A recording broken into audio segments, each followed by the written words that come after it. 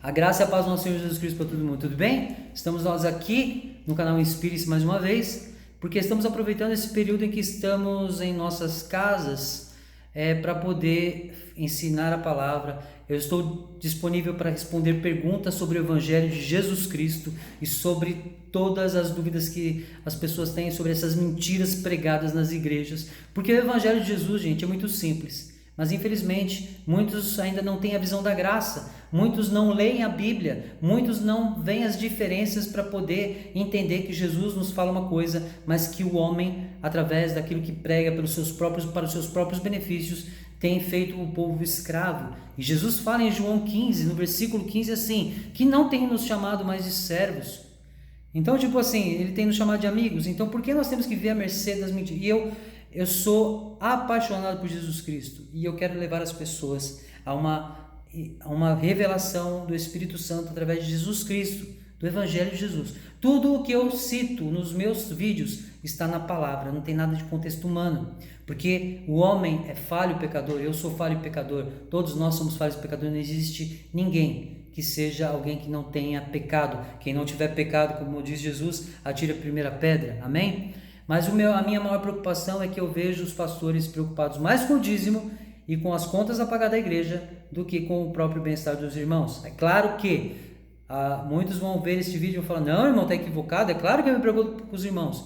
Mas acho que era o tempo de esquecer dízimo, era o tempo de esquecer dinheiro e preocupar em orar por todas as vidas, porque afinal de contas Jesus é a luz em meio a trevas, que dissipa as trevas. Então não temos nem que nos preocupar com o coronavírus, amém? Então vamos lá. Quais são os textos que os pastores usam para justificar dízimo? Malaquias 3,10. Isso é fato. Só que nós não somos mais judeus e não somos sacerdotes para receber dízimo. Amém? Aí tem Mateus 23:23. Vou até ler para vocês aqui Mateus 23:23, que fala assim: ai de vós, escribas e fariseus hipócritas, pois que dais o dízimo da hortelã, do endro e do cominho, e desprezais o mais importante da lei, o juízo, a misericórdia e a fé. Deveis, porém, fazer essas coisas e não omitir aquelas. Então, quer dizer, está falando aqui. Eles se tornaram, evidentemente, tão contraditórios no que dizem aqui e perderam todo o senso de proporção. Olha só, todo o senso de proporção na importância dos assuntos espirituais. Por quê? Aí você pode falar assim, mas pastor Emerson, Jesus cumpriu a lei. Sim, Jesus cumpriu a lei, até a sua morte. Quando ele é crucificado e morto, ele diz, está consumado. Está consumado toda a lei, está consumado tudo aquilo que nos tornava escravos de Satanás, do diabo e de tudo mais na antiga aliança. Amém? Isso é o mais importante. E aqui eles estão falando sobre sementes e plantas, eles não estão falando sobre dinheiro.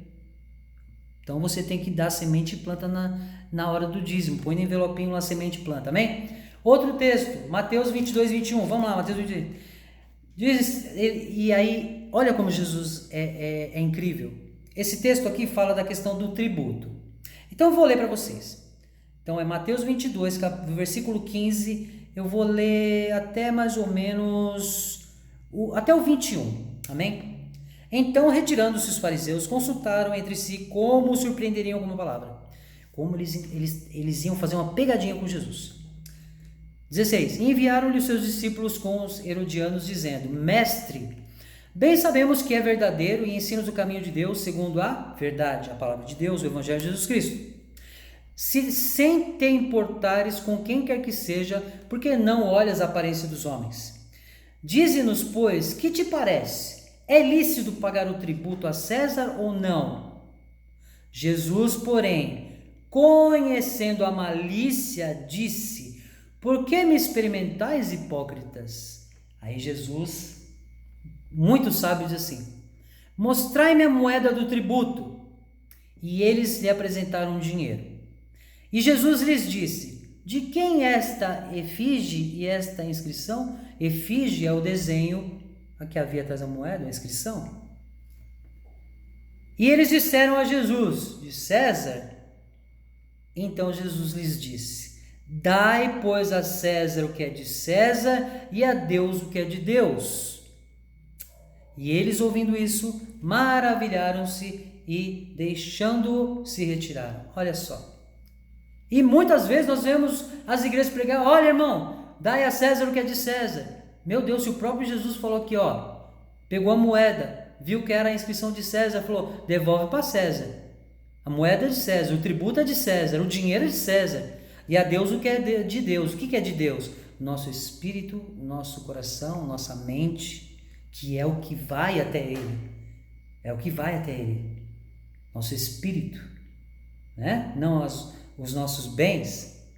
Então vamos lá.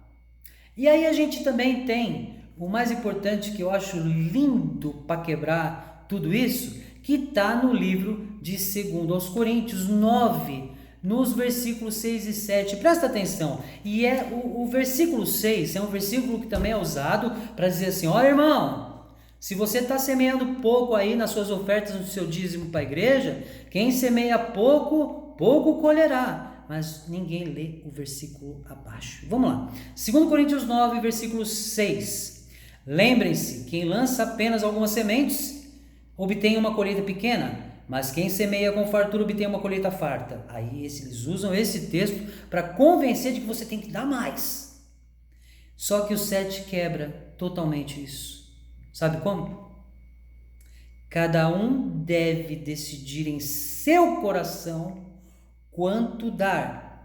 Não contribuam com relutância ou por obrigação, pois Deus ama quem dá com alegria. Gente, muitas vezes tem gente que vai lá pôr o envelope ou a oferta lá, até com raiva, porque está dando algo que talvez não poderia dar. A verdade é essa. Só que aí, lê-se o trecho de cima, quem semeia pouco, colherá, só que esquece de se ler embaixo. É muito claro. Dê de acordo, lança apenas... dê de acordo com aquilo que o teu coração decidir. Porque Deus ama quem dá com alegria. E aí, para finalizar esse vídeo, eu quero trazer o texto também que está no livro de Hebreus, no capítulo 10, versículo 34. Olha só como isso finaliza. Está lá em Hebreus 10, 34 assim: pois não só vós compadecestes dos que estavam nas prisões, mas também aceitastes com alegria o confisco dos próprios bens, sabendo que tendes a posse de algo melhor e permanente. Olha só, o que é os Então, vamos confiscar os bens das igrejas, porque nós temos algo maior, melhor e permanente, que é a vida com Jesus Cristo, a vida eterna, que é permanente. Vamos confiscar os bens dos pastores para ver como eles ficariam?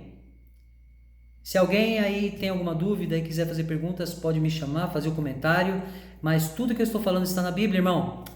Prestem atenção naquilo que vocês leem, não se deixem levar por outras vozes, como diz na palavra, não dê ouvidos a outras vozes, porque os homens têm levado para dentro das igrejas aquilo que é o diabo que tem levado e que não é verdade para escravizar o povo, e Jesus não quer escravos, não quer servos, ele quer pessoas que verdadeiramente o amem e que possam encarnar verdadeiramente o não vivo mais eu, mas Cristo vive em mim, amém? Deus abençoe a todos e um abraço e até a próxima.